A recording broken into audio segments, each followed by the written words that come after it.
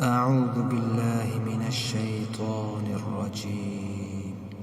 بسم الله الرحمن الرحيم. أرأيت الذي يكذب بالدين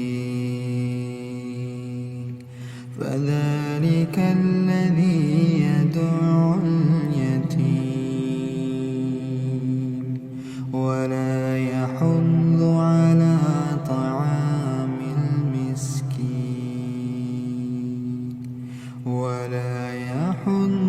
على طعام المسكين فويل للمصلين الذين هم عن صلاتهم